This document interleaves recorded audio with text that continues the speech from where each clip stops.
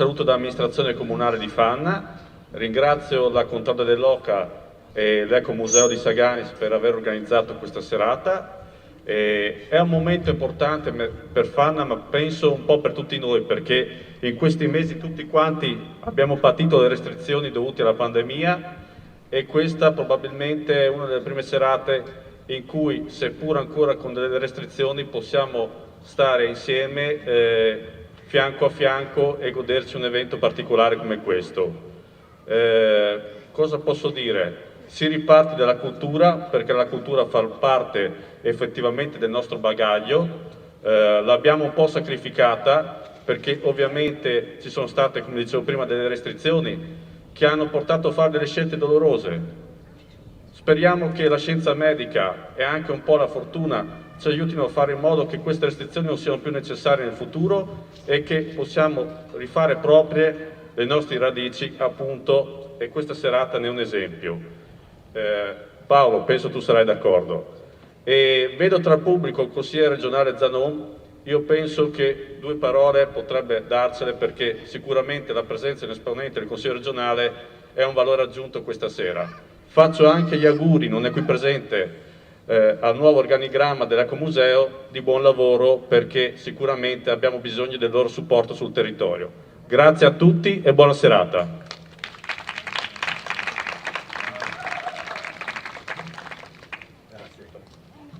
Grazie Sindaco, anch'io mi associo ai ringraziamenti, ai saluti e ai complimenti per l'organizzazione di questa serata. A Paolo Paron, padrone anche di casa, ma diciamo organizzatore fulcro di questo, Chiara Viani dell'Ecomuseo e tutti i suoi collaboratori che sono qui questa sera.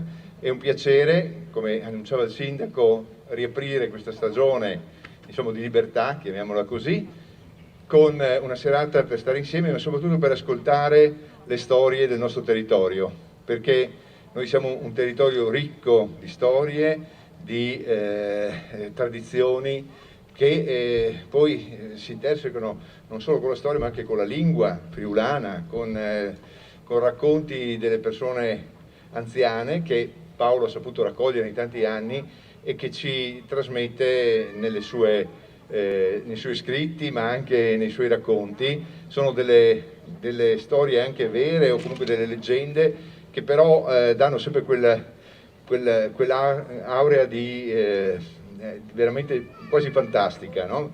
Ricorda insomma certi personaggi, scrittori anche del nostro territorio, Carlo Sgorlon per dirne una, che appunto sapevano trasmettere queste storie del Friuli con quel sentimento profondo. E io questa sera sono qui per ascoltare e soprattutto perché è sempre un piacere ascoltare Paolo, ascoltare anche coloro che questa sera, i lettori, gli attori che questa sera anche interpreteranno questi racconti. Quindi buon ascolto a tutti, grazie ancora per l'invito e buona serata, e facciamo veloci perché mi sa che qui il tempo non so quanto clemente sarà ancora. Grazie.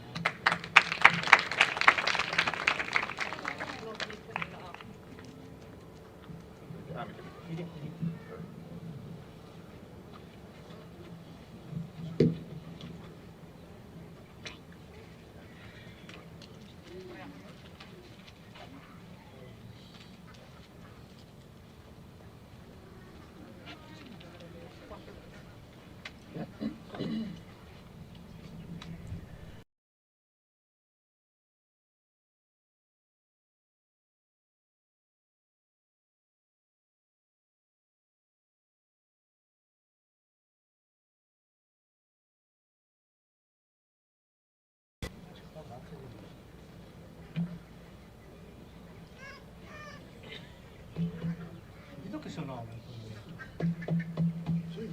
hanno gusto di fare, chi sono.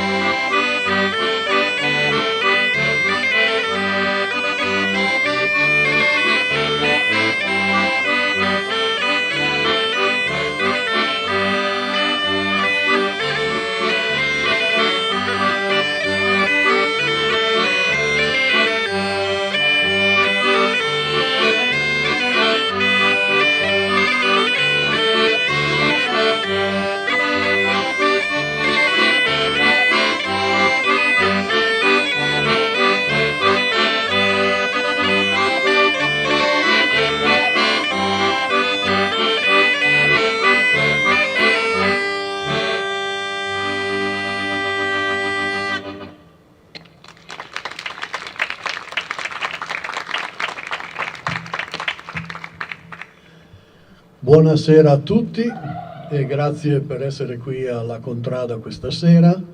Grazie anche a coloro che ci seguono da lontano, che hanno voluto con questo essere vicino a noi in questa serata del solstizio, un po' in ritardo, perché la serata del solstizio vero e proprio sarebbe stato ieri sera. Tant'è vero che ieri sera le maestre di Vivaro, insieme a tante altre bravissime persone, insieme anche a Chiara, hanno raccolto il MAC di San Juan e hanno voluto anche farcene dono qui alla Contrada dell'Oca, e infatti abbiamo questo bellissimo MAC, ne abbiamo addirittura 3, ce ne hanno portati, e questi MAC di San Juan sono una raccolta di erbe, di tante erbe, dalla chillea alla quercia, al nocciolo, al sambuco, ma ve ne sono fino a 26, 28, 30, poi a seconda poi anche della zona dove vengono raccolti. E questi MAC di San Juan venivano e vengono ancora oggi, infatti lo faremo anche noi, appesi nella stalla, perché tenevano lontano i triscivoi, il malocchio, tenevano lontano le male intenzioni, le male persone, coloro che in qualche modo volevano nuocere alla vita della fattoria, in questo caso alla vita delle persone. E quindi questo MAC di San Juan era un po' questo salvacondotto, questa possibilità di combattere contro queste persone che ovviamente non si manifestavano nella loro cattiveria, arrivavano e uno non sapeva che venivano con male intenzioni, tant'è vero che molto spesso il malocchio passava con un augurio. Quando nascevano i bambini, poi venivano sempre portati nei nostri paesi, venivano presentati alla comunità, e quindi la mamma, quando il bambino aveva qualche mese, 2, 3, 4 mesi, quello che fosse, dipendeva anche dalla stagione, portava il bambino in giro per il paese per farlo conoscere un po' a tutti. E ovviamente le persone si assiepavano intorno alla mamma, intorno al bambino, e la prima cosa che facevano erano i complimenti. C'era però un pericolo, perché proprio attraverso il complimento passava il malaugurio, passava il malocchio, passava la cattiveria.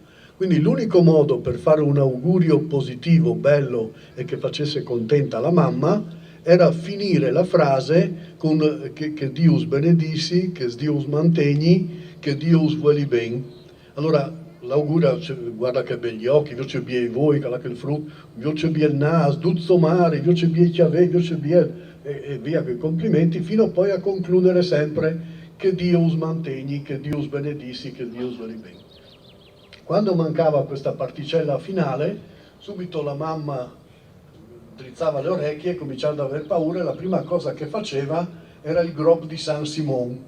Metteva il dito pollice fra l'indice e il medio e in questo modo fermava l'eventuale malocchio che fosse partito dalle persone, anche perché le streghe o le persone che comunque volessero fare del male un minimo si conoscevano, e quindi quando arrivavano quelle la prima cosa da fare era il grob di San Simon. Solo che andava fatto tenendo le mani in tasca, non doveva assolutamente essere una cosa palese, perché altrimenti sarebbe stato come denunciare la persona come strega o stregone, quindi questo non si poteva fare nella comunità. Per cui vedevi le persone che mettevano le mani in tasca, vedevi le persone che cercavano in qualche modo di nascondere le mani e poi compivano questi gesti che comunque in qualche modo sembra che preservassero dalle cattive intenzioni.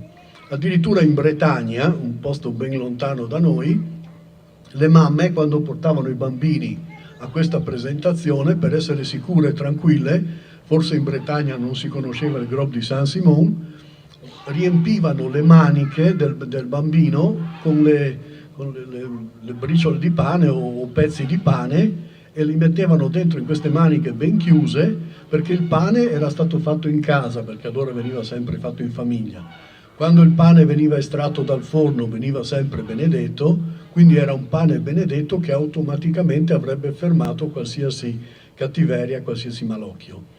Quindi diciamo che il nostro era, ma secondo me lo è ancora, solo che noi non abbiamo più quella concezione delle cose, era un mondo estremamente magico, era un mondo estremamente colmo di tanta magia, di tante presenze sottili che noi oggi purtroppo non cogliamo più, ma anche di gesti molto, molto particolari. Ad esempio la notte del 23 di giugno, ma questo si potrebbe fare, siete ancora in tempo, la notte del 28 di giugno, quindi la notte di San Pietro, la notte del 23 e la notte di San Giovanni. Anche nella notte di San Pietro si può fare la nave di San Giovanni o la nave di San Pietro. Ed è molto semplice.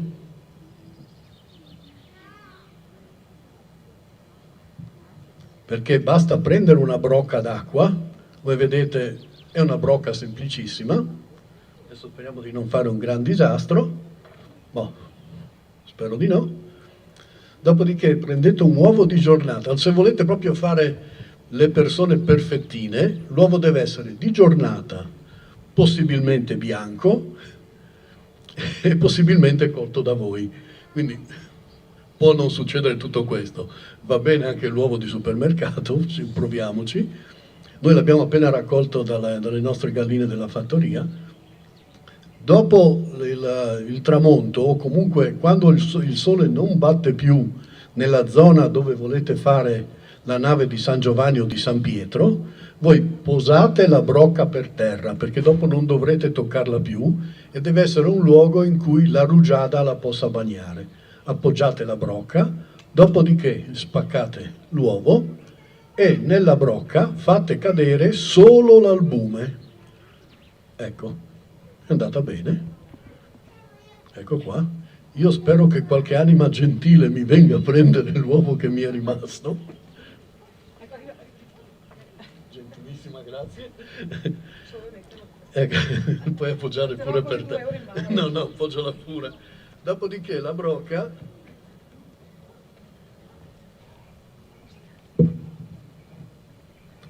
La brocca a questo punto va lasciata per tutta la notte nel posto dove avete voluto fare la nave. Alle prime luci dell'alba, o se volete comunque prima che il sole colpisca la brocca, andate e la guardate, raccogliete la brocca e la vedrete contro luce. Non deve esserci stata né pioggia né grande vento e neanche qualche gatto che sia andato a berci dentro. Quindi se non è successo niente di strano, voi alzando la vedrete, è praticamente un galeone, una caravella, la vedete con la poppa bella grossa, la punta, la prua bella appuntita, vedete anche gli alberi e spesso ci vedete anche le vele. Proprio è una nave bellissima, che però è effimera, dura veramente poco. Verso le 10-11 di mattina, ecco che non la vedrete già più e lei sarà scomparsa, e fino all'anno successivo non la troverete.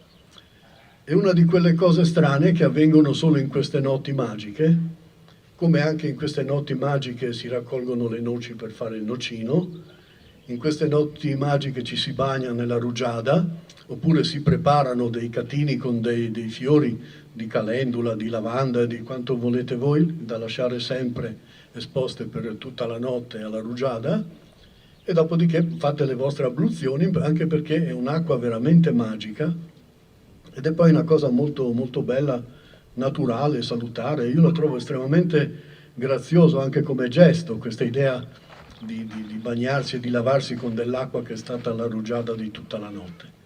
Quindi queste sono alcune delle tante cose che si fanno nelle notti del solstizio, e la nostra gente, ma per nostra gente intendo nostra di tutta Europa, perché ancora adesso in Lettonia, in Estonia, in Lituania, un po' anche in Nord Europa, anche in Svezia, in queste notti si accendono dei grandi fuochi, molte persone poi lo saltano e molto spesso lo saltano a coppie, marito e moglie o fidanzati, morosi, anche perché questo rafforza le unioni e rafforza anche il rapporto fra le persone.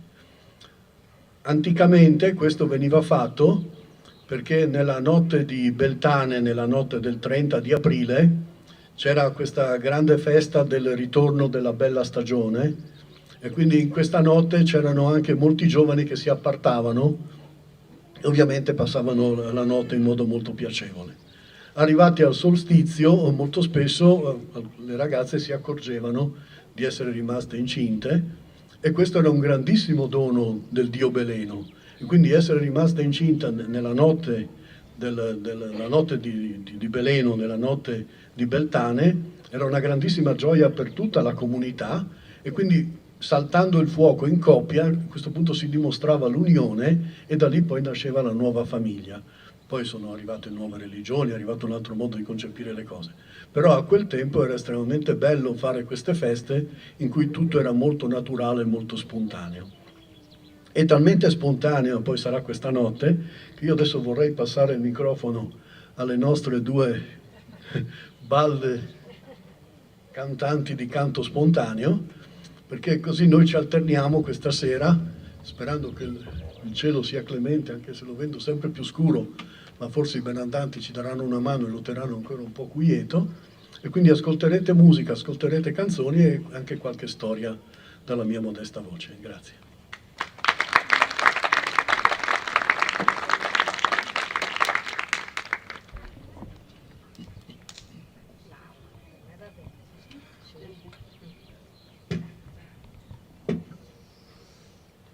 Buonasera, ci sentite? Sì, sì.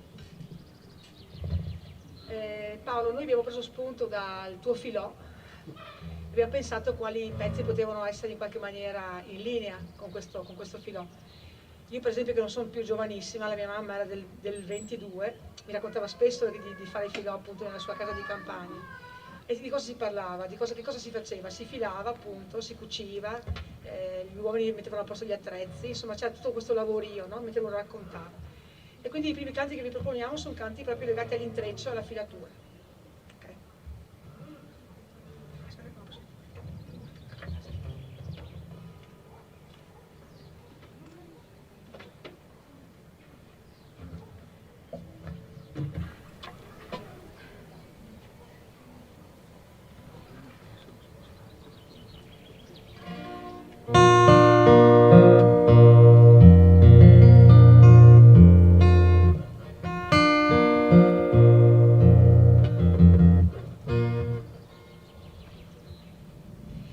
Fila, fila, filandina, fila ben sta matassina, che la seda che vien fora la vestisse la signora. Fila, fila, filandina, fila ben sta matassina, che la seda che vien fora la vestisse la signora.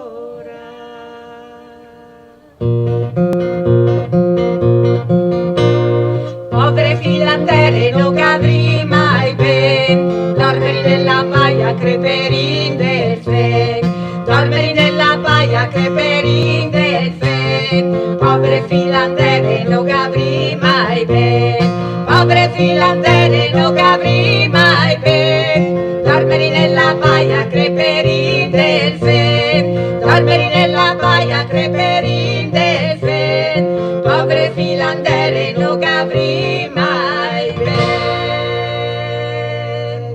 Povere filandine de sfortuna e che semo, e a paga che c'avemo in ea volmagna, che ne c'avemo 30, ne magna 40, al zio vai ne a canta, al sabo ne a tie.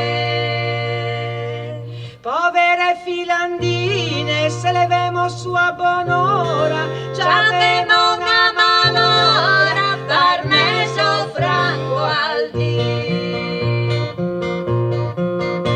E anche al capo sarà che non se bonda niente, che venga un accidente.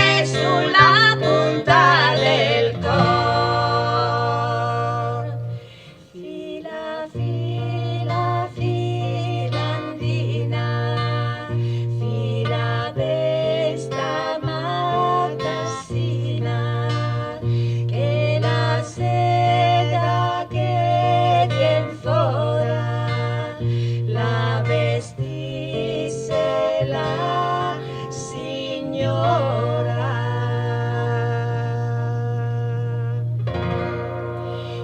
cielo è una coperta ricamata, la luna con le stelle fanno la spia. Io son venuta a far la serenata con la chitarra per mia compagnia, mentre tu dormi, bellezza mia, non so che sia, ma sento non so che. Sarà la smania di averti accanto, amore santo, non farmi più pena.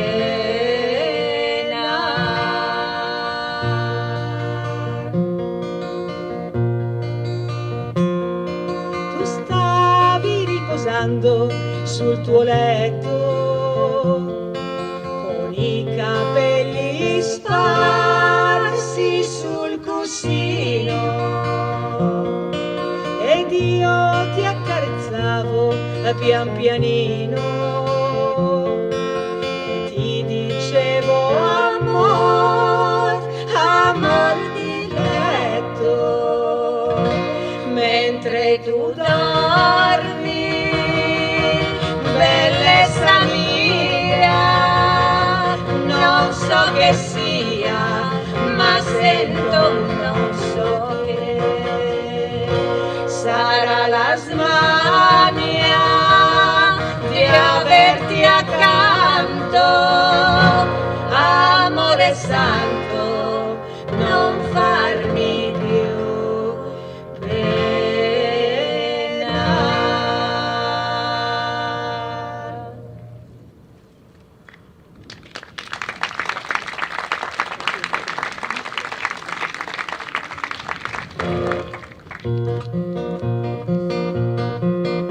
Metti, che cottu le bielle tra la la la, metti, che cottu le bielle tra la la la, metti, che cottu le bielle tra la la la, metti anche che il fa sole. Metti, che cottu le bielle tra la la la, metti, che cottu le bielle tra la la la, metti, che cottu le bielle tra la la la, metti anche che il fa sole. E così parare si une stelle tra la la la, e così parare si une stelle tra la la la, e così parare si une stelle tra la la la, distaccare da di me. Metti, che cottu le bielle tra la la la, metti, che cottu le bielle tra la la la, metti, che cottu le bielle tra la la la, metti tante che il bel fa sole, metti tante che il bel fa sole. Grazie. Torniamo dopo.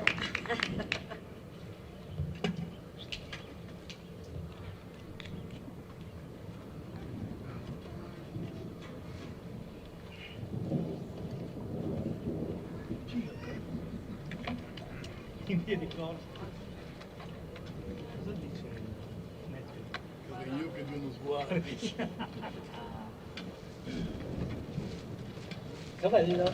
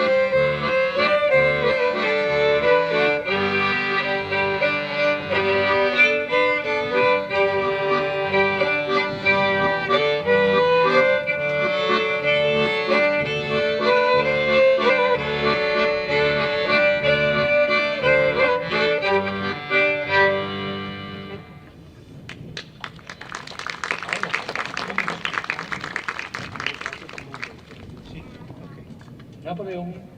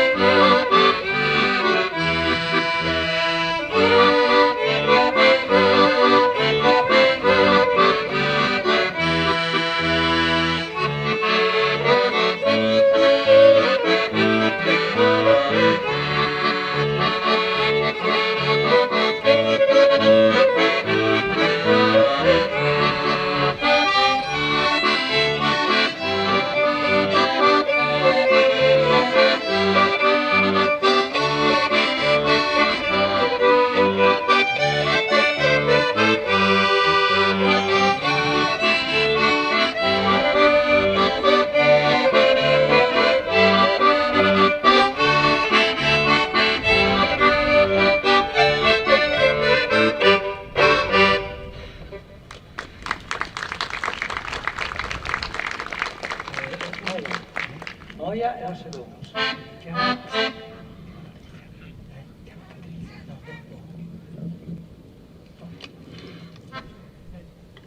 Sì, impegnato.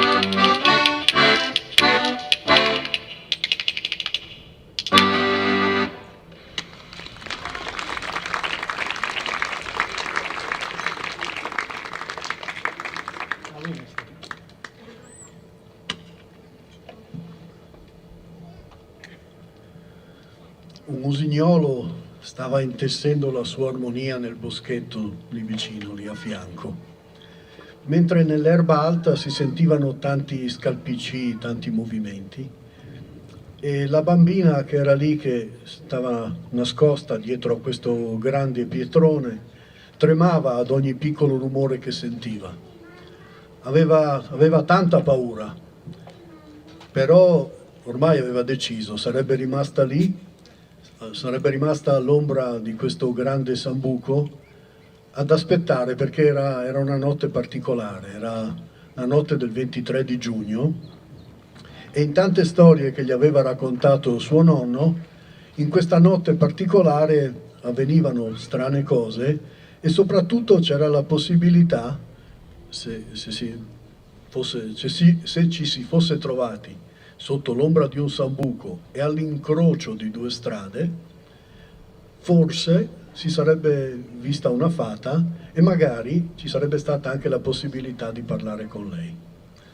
La piccola Eleonora era scappata dalla finestra di casa qualche ora prima, ormai era buio fitto, la paura era tanta, ma lei ha deciso: ormai questa sera io voglio finalmente incontrare una fata, voglio scambiare solo 2 parole, poi torno subito a letto, anche perché se i suoi genitori l'avessero scoperta non ci sarebbero state solo dei rimproveri o dei richiami, ci sarebbero state sicuramente anche delle punizioni corporali piuttosto pesanti. Quindi lei era lì che comunque questo desiderio forte ce l'aveva e stava aspettando.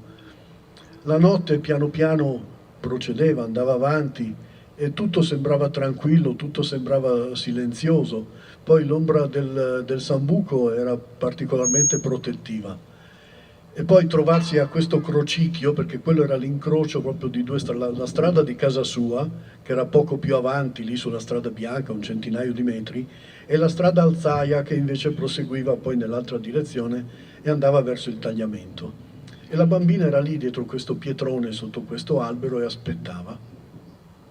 Ormai mezzanotte poteva essere vicina, ormai non mancava sicuramente molto. Lei continuava a ripetersi queste cose, ma nel buio della notte, eppure anche con questi suoni e con questi movimenti, lei cominciava ormai ad avere sonno e stava già per appoggiare la testa sul grosso sasso e stava per addormentarsi, quando ha sentito giungere dalla strada uno scalpiccio. Era proprio un movimento strisciato di piedi e ogni tanto anche un lieve clangore di catene.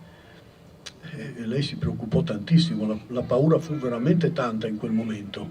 Cominciò a guardarsi intorno, cercò di capire cosa stesse succedendo e in quel momento si bloccò, perché vide arrivare questo corteo di persone, erano tutte silenziosissime, vestite di stracci, camminavano su questa strada bianca, strisciando i piedi, ogni persona portava una grossa pietra in mano, ed era unita alla persona accanto da questa catena che ogni tanto risuonava, che ogni tanto si sentiva questo clangore. Davanti a loro c'era un uomone grande e grosso che guidava questo corteo e li stava portando avanti, e questa gente camminava dietro in assoluto silenzio. La bambina a questo punto fu presa da vero terrore, si nascose sotto l'albero, stette lì ferma, zitta, chiuse anche gli occhi per non vedere nulla, e questo corteo cominciò a passare, lei sentiva solo il suono di questi piedi che avanzavano, erano veramente tanti, camminavano, e tutti loro avevano queste pietre, facevano la curva della strada e procedevano poi verso il tagliamento. Lei rimase lì nascosta, zitta, ferma, fino a quando finalmente cominciò a sentire di nuovo un silenzio come prima, aprì gli occhi e vide solo le schiene di queste persone che andavano su questa strada verso il fiume. Finalmente prese un po' di coraggio, si guardò intorno e proprio in quell'attimo si sentì toccare la spalla. Diede un grande urlo perché era convintissima che fosse questo omone che l'aveva scoperta. Si guardò in giro ma non vide nulla. Poi guardò meglio e sul sasso davanti alla sua faccia vide un esserino piccolino che le disse buonasera, bella bambina. Cosa stai facendo a quest'ora di notte qui al buio? Ti sei persa? Ah, ma sei una fata, fece lei. Sei un folletto, sei un ognomo. Chi erano quelle persone che passavano in questo cortile tutti silenziosi, tutti tristi, con questo sasso in mano? Dove stavano andando? Ma tu sei qui perché è il solstizio? Finalmente posso parlare un po' con te? Calma, calma, fece il folletto, perché questo era effettivamente. Io sono venuto da te in questa sera perché tu sei sola in questa notte e sicuramente hai bisogno di aiuto. No, no, no, fa lei, io non ho bisogno di aiuto, io voglio solo parlare con una fata o con un folletto. E cosa gli diresti? Chiede il folletto, visto che a quest'ora di notte dovresti essere nel tuo letto e se i tuoi genitori scoprissero che non ci sei, proverebbero una grande paura, un grande terrore, verrebbero a cercarti. Cosa penserebbero? Ma scusa, dimmi, ma chi erano quelle persone che camminavano lungo la strada? Dove stavano andando? Ah, quanta pazienza ci vuole con questi umani, fece il folletto. Allora, prima di tutto mi presento. Io sono Pelut, dice. Tu chi sei? Io mi chiamo Eleonora, dice la bambina. Ma sei un folletto. Io sono Pelut, dice lui, e sono l'aiutante, il protettore di questa grossa pianta di sambuco sotto la quale tu ti sei seduta stanotte. Io sono qui da tantissimi anni, da molto prima che tu nascessi, da molto prima che nascessero anche quelle persone che tu hai visto passare e che nella vita ti hanno preceduta. Queste erano delle persone che non hanno mai avuto un gesto di generosità, un gesto d'amore, un gesto di attenzione verso gli altri esseri umani. Hanno vissuto sempre solo per loro stessi, erano dei grandi egoisti e quindi sono stati condannati a costruire un grande muro nel fiume e quindi fanno questa grande camminata ogni notte, arrivano fino al tagliamento e costruiscono questo muro con i sassi che poi il fiume quando arriva con le sue grandi piene porta via e loro ne costruiscono un altro. Sono condannati a fare questo fino a quando qualcuno non li salverà con un gesto di generosità. E comunque ti stavo dicendo che io sono qui perché sono il protettore di questa pianta, perché ogni pianta ha un folletto che l'aiuta e che la protegge. Le piante sembrano degli esseri immobili, ma sono degli esseri che hanno una grandissima sensibilità, una grandissima attenzione verso tutto quello che li circonda. Hanno un grande affetto l'uno con gli altri, si amano tutti, loro vanno sempre tutti d'accordo. E quando qualche essere umano arriva nel bosco e comincia a tagliare qualche tronco e abbatte qualche albero, tutti gli altri intorno soffrono con lui e lo salutano.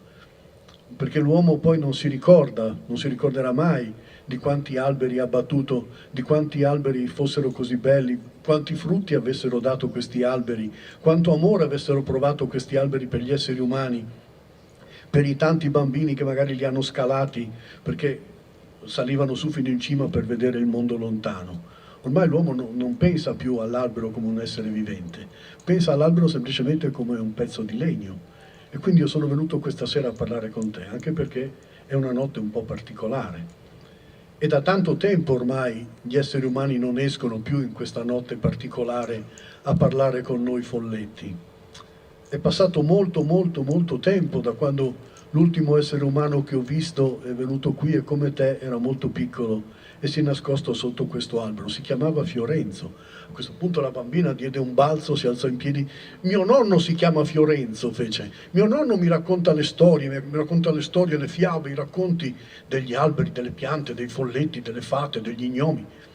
Sì, Fiorenzo è stato uno degli ultimi a venire a parlare con noi.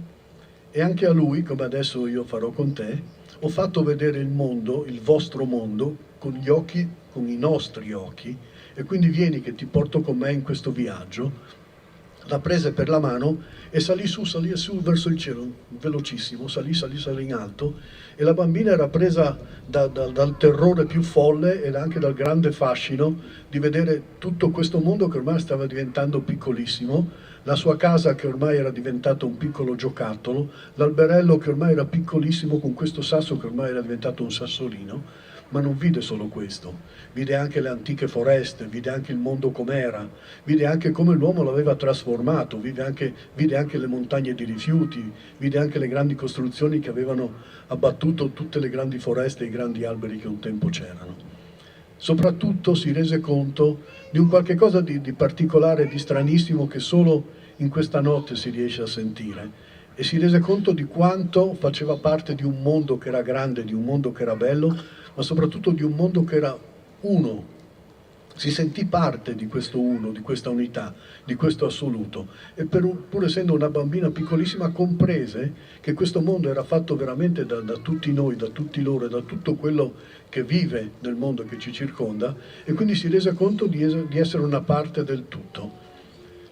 Il folletto piano piano poi ridiscese e la riportò nel posto dove era, sotto il sambuco. E poi le disse: adesso io però me ne devo andare, io devo andare via da qui. Ti lascio questa mela rossa. Questa mela è una mela dal grande potere, dai grandi doni, che tu piano piano conoscerai andando avanti nella vita. Una raccomandazione molto importante ti faccio: assolutamente non devi uscire dall'ombra, dalla protezione di questo sambuco fino al sorgere del sole.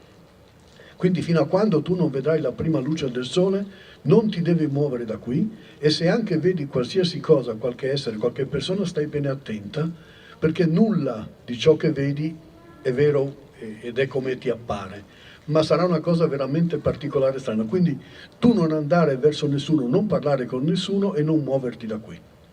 La bambina, presa da paura, ma presa anche da questa grande gioia, lo guardò e disse: sì, ma ci rivedremo ancora? Ti potrò ancora parlare? Sì, fece lui, potremo ancora farlo, ma tu assolutamente mi devi obbedire, non uscire da qui. La bambina a questo punto si risedette sotto il sambuco, restò lì con la sua mela e di nuovo ricominciò a dondolare, perché il sonno ormai la stava prendendo. Stava per addormentarsi quando sentì lontano sulla strada che procedeva, si stava avvicinando il trotto di un cavallo, sentì proprio il suono degli zoccoli che si avvicinavano. Guardò lungo la strada e alla luce della luna vide questo cavallo molto bello, un bel baio, che però caracollava, saltellava e cercava di slegarsi da questo carro. Era un carro un po' macilento, un po' rovinato, a cui era attaccato, e allontanarsi dal vecchio che stava cercando di trattenerlo. E dava colpi, dava strattoni, cercava di fare dei salti, fino a quando finalmente riuscì a liberarsi dal carro e a liberarsi anche dall'anziano che cercava di trattenerlo, e quindi cominciò a fare una piccola corsetta, poi si fermava a brucare l'erba, e mentre l'uomo anziano piano piano si avvicinava, lui di nuovo faceva altri salti e di nuovo scappava in avanti. E a questo punto piano piano si avvicinarono alla bambina, e la bambina fu molto presa da questa cosa, perché vide quest'uomo anziano che non riusciva a catturare di nuovo il suo cavallo, e quindi ebbe un pensiero: dice: se io metto la mela sopra il sasso, sicuramente il cavallo si avvicina, e appena lui morde la mela io prendo le briglie e le lego attorno al tronco, e a questo punto lui non si riesce a muovere e il vecchio la può prendere. E quindi dimentica ormai di tutti i consigli del folletto, si mise lì in agguato piano piano, e quando il cavallo, che continuava di nuovo a saltellare, a camminare, a correre in avanti, arrivò fino vicino al sasso, lei mise la mela, il cavallo la vide, si avvicinò, diede il primo morso, e quando la briglia arrivò vicino alla bambina la legò al tronco, e tutta contenta uscì sulla strada con le braccia incrociate ad aspettare questo anziano che si avvicinava, e intanto con la coda dell'occhio vide il cavallo che le stava mangiando tutta la sua bella mela rossa, e le provò anche un po' di dispiacere di tutti i regali a cui aveva sicuramente rinunciato, a tutti di chissà che cosa aveva perso con questa mela, ma comunque era contenta, perché il suo gesto le sembrava un bel gesto generoso, ed era veramente soddisfatta. Però mentre di nuovo riguardava l'anziano, si rese conto che proprio così anziano non era, e forse neanche così macilento non era. Man mano che si avvicinava diventava sempre più forte, diventava sempre più altero, diventava sempre più imponente, sempre più grande, fino a quando fu vicino a lei, e a questo punto mise il ginocchio a terra, raccolse la bambina in braccio e le disse: I gesti generosi mi sono sempre piaciuti, soprattutto in questa notte così particolare. E immediatamente l'uomo anziano si trasformò in una bellissima donna, era la regina del fiume. E a questo punto la bambina la guardò stupita e esterrefatta e disse: ma tu chi sei? Io sono la signora del fiume, disse, e in questa notte posso esaudire un desiderio a coloro che compiono un gesto generoso. Quindi dimmi, qual è il tuo desiderio? Che cosa vuoi? A questo punto la bambina vide passare davanti a sé una miriade di possibilità, i giocattoli, tutti i giocattoli che non aveva mai avuto dai suoi genitori, il bellissimo cane che gli zii le volevano dare ma che ancora non l'avevano mai portato, i suoi genitori che magari potessero restare ancora giovani, ancora con lei per tutta la vita, suo nonno Fiorenzo che forse non sarebbe invecchiato più, pensava a tanti dolci, a tanti regali, era lì che si perdeva in questi doni. Poi a un certo punto la guardò e le disse: ma se tu puoi fare qualcosa per quelle persone così malinconiche, così tristi, che sono appena passate e che sono andate nel fiume a portare quei sassi, io sarei molto contenta. La regina del fiume la guardò e disse: va bene, il tuo desiderio sarà esaurito. Immediatamente dopo la bambina si sentì prendere da un sonno, dalla voglia di dormire, proprio non sapeva più come resistere, non riusciva più a tenere gli occhi aperti, sentiva intorno a sé questo suono di onde, quest'acqua cristallina che le sembrava le girasse, le vorticasse tutto intorno a lei. Sentiva ancora la voce di questa signora del fiume che le parlava di cose dolci, come un'acqua di ruscello, come un'acqua di sorgente, e piano piano si addormentò. Si risvegliò con la prima luce del sole, era nel suo letto, aprì gli occhi e la prima cosa che vide fu il nonno Fiorenzo che dal fondo del letto la stava guardando, aveva in braccio un bellissimo cane bianco e improvvisamente le tese una bellissima mela rossa.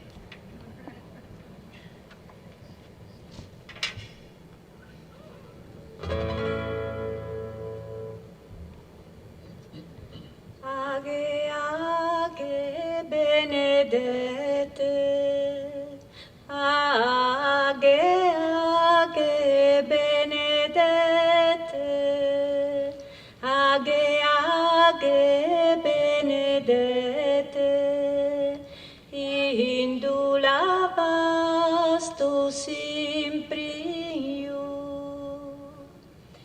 saludará Signor Giargiovi.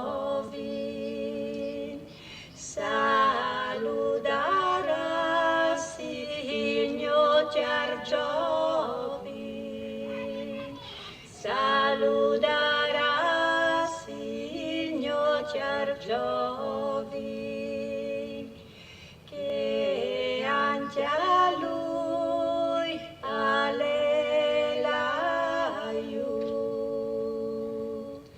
Son país a proposito, son país passa a proposito, son país passa a proposito, parvai e sospira, oi nonno di là da là. Nonno di là da laghe, oi nonno di là da laghe, che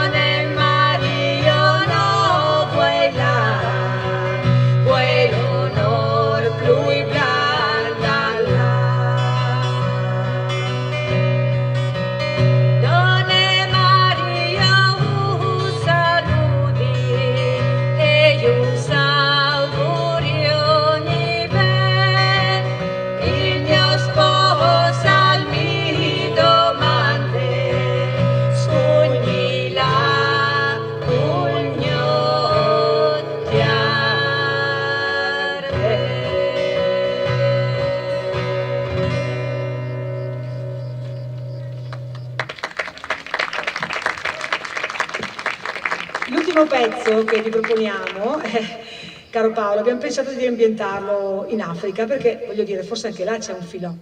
E quindi abbiamo scelto una canzone appunto per bambini, cantata come tradizione appunto africana.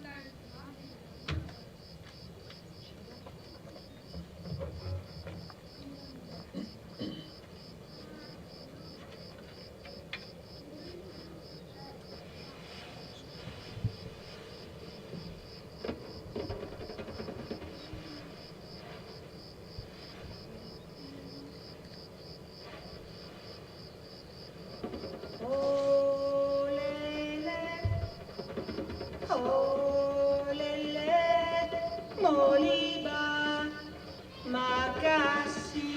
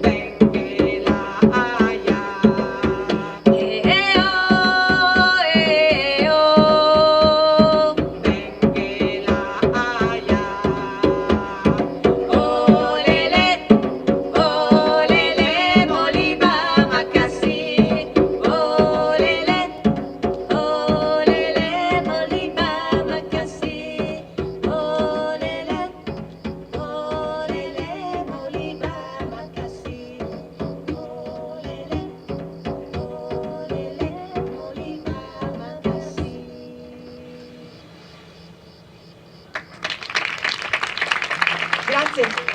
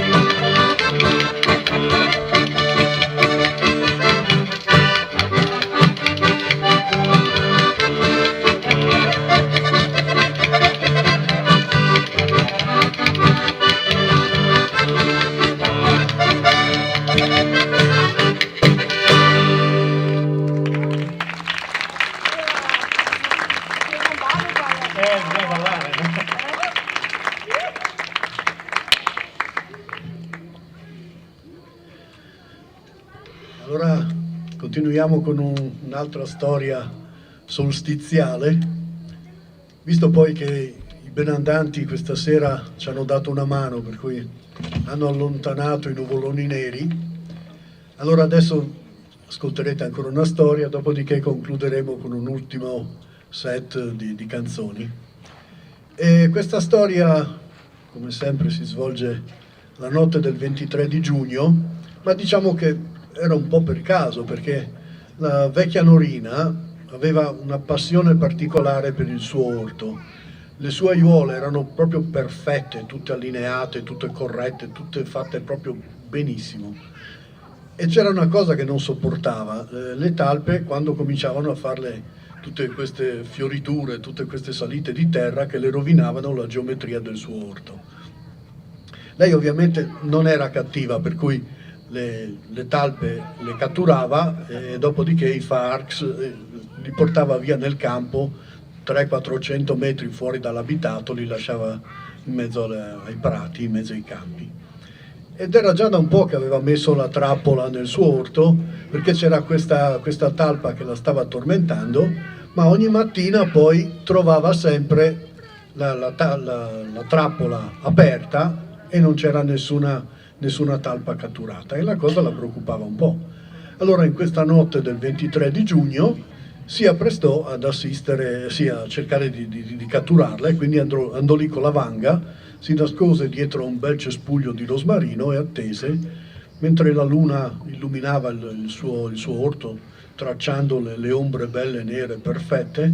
Lei era lì che guardava, stava attenta a dove sarebbe poi uscita la talpa, cercando di capire come riuscisse a liberarsi. A un certo punto, dopo un bel po' che aspettava, finalmente sentì il clang della trappola, e proprio in quel momento stava rintoccando la mezzanotte del 23 di giugno. E proprio la mezzanotte lei subito si avvicinò alla trappola perché sentiva lo scalpiccio della talpa che cercava di scappare, e quindi la voleva catturare subito. Ma appena si avvicinò alla trappola rimase lì stupita e ferma, immobile, perché davanti alla trappola c'era un esserino piccolo piccolo che con un chiodo arrugginito stava aprendo la serratura, stava liberando la talpa e la stava facendo scappare. E proprio in quel momento riuscì a svellere il meccanismo, e quindi la talpa scappò via, però subito Norina si chinò e catturò l'esserino fra le due mani e tornò subito in casa.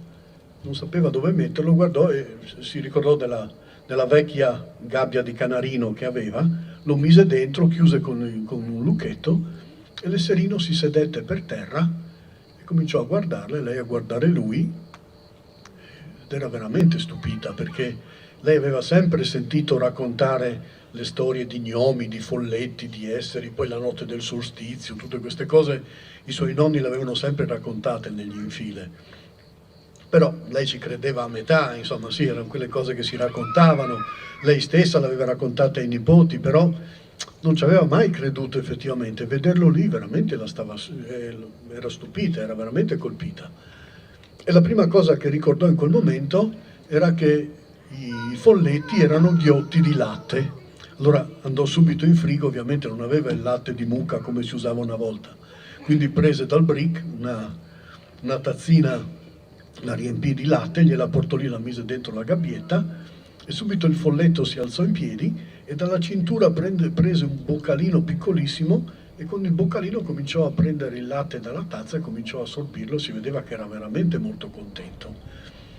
Lei lo osservò per un po', soddisfatta, veramente contenta di avergli dato anche questo dono, però ormai era stanca, era notte fonda, e quindi andò a dormire lasciando la decisione per il giorno successivo, per capire esattamente cosa fare. Quindi andò a letto, e la mattina dopo, quando si risvegliò, quando si alzò, la prima cosa che pensò era di aver sognato il tutto e che sicuramente non era vero. Andò nel tinello e nella gabbietta di canarino trovò ancora l'esserino che era lì seduto, la tazzina era completamente vuota, quindi la riprese, la riempì di nuovo di latte, e quando la rimise dentro l'esserino di nuovo ricominciò a bere, e lei intanto appoggiata al mobile lo guardava, e la prima cosa che pensò ad alta voce disse: ma chissà come si chiama, chissà qual è il suo nome. Lui immediatamente si mise in piedi e la guardò e dice: il mio nome è Giupetut. Io sono un folletto dei boschi e seguo quella grande quercia che voi avete laggiù in fondo all'orto e sono con lei da tanti anni, anche perché ormai ha quasi 2 secoli, quindi ho visto voi bambina parlando alla signora, ho visto i vostri nipoti, ho visto anche i vostri genitori, quindi sono qui da tanto tempo. E lei a questo punto, sempre più stupita, cominciò ad osservarlo per bene e vide che aveva un cappello che era veramente molto simpatico, era un po' come quello di Robin Hood, aveva la capigliatura abbastanza lunga, il ciuffetto biondo buttato giù sulla sinistra, aveva un giubbettino marrone ma che era cangiante, cambiava colore ad ogni movimento, e sotto questo aveva una bellissima camicia verde, un verde forte, un verde albero, proprio verde foglia, con delle punte del colletto, delle punte molto lunghe, come si usava negli anni 60-70. Poi aveva dei calzoncini alla zuava, anche questi erano di fustagno, erano comunque marroni, e dei calzettoni di lana o simillana che le arrivavano fino al ginocchio. Era veramente molto bello.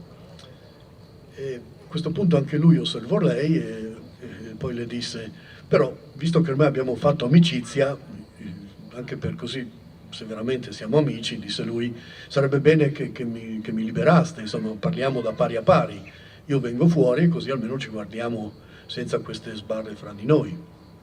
E sì, fece lei, però dimmi tanto una cosa, come mai io riesco a parlarti, riesco a vederti quando di solito non vi vediamo e non abbiamo modo mai di parlare con voi?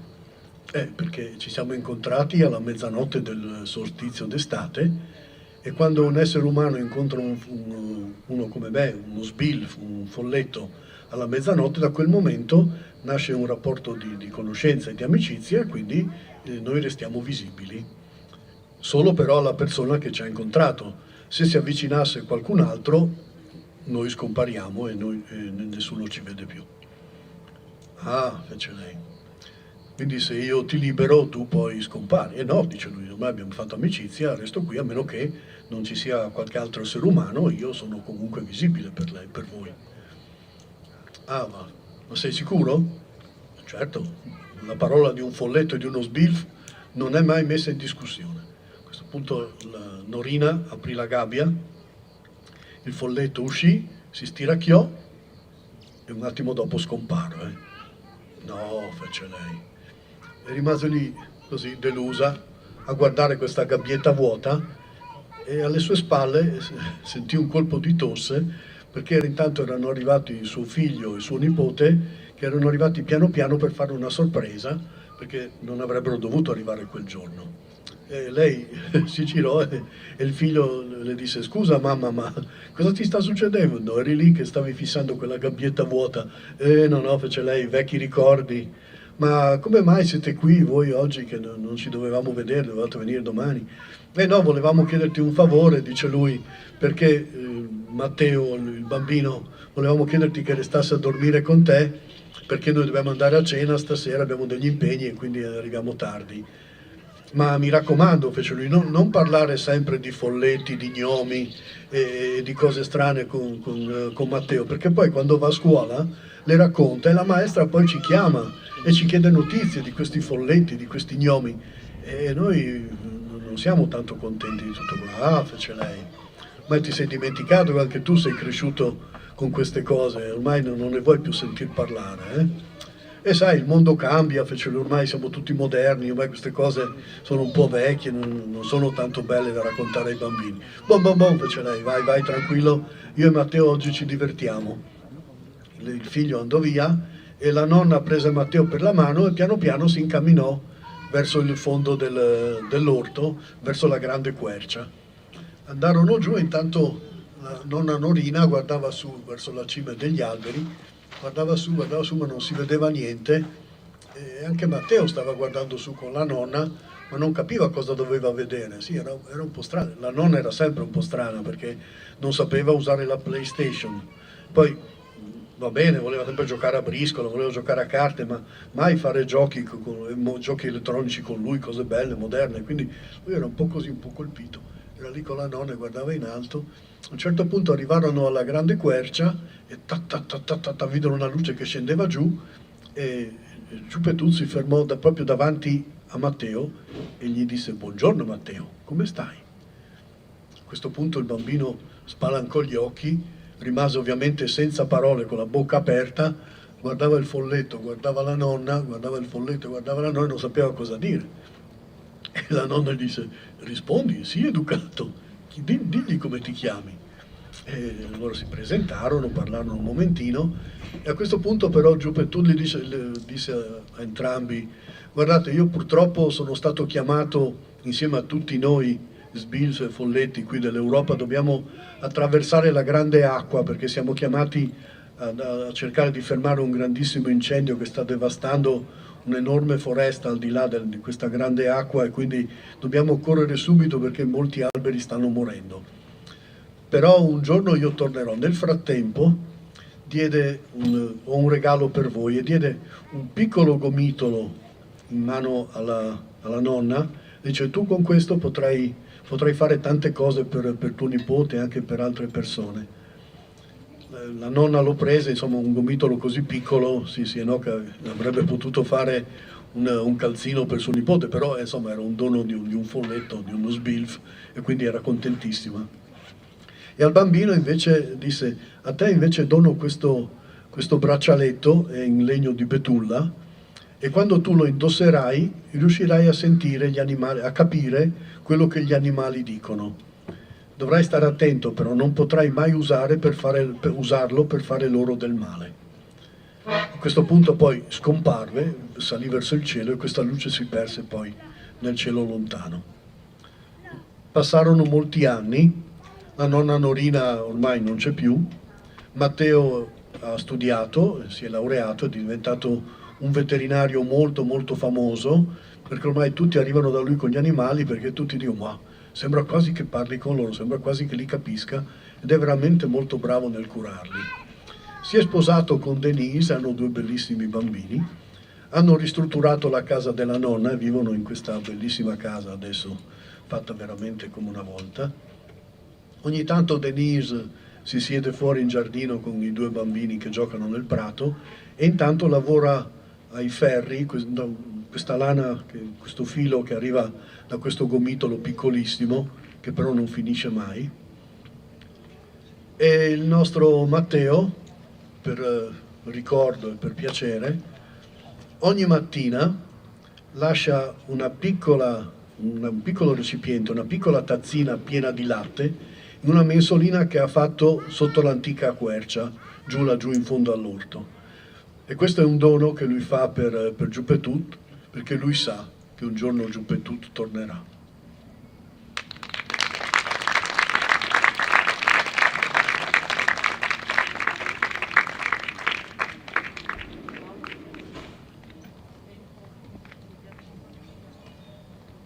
Abbiamo 5 minuti di canto. Neanche.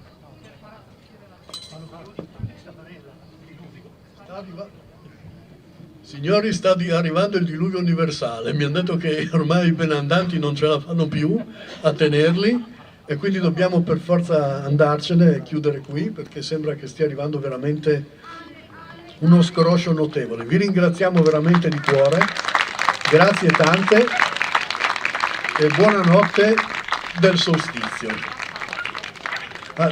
Ovviamente chi può venga con noi e ci troviamo su a Tramonti di sotto, sabato sera alle 20, ci saranno ancora canzoni, ancora racconti. 20:45 mi precisa Chiara, con precisione teutonica, alle 20:45 di venerdì sera. Buonanotte a tutti, Mandi. Sabato sera.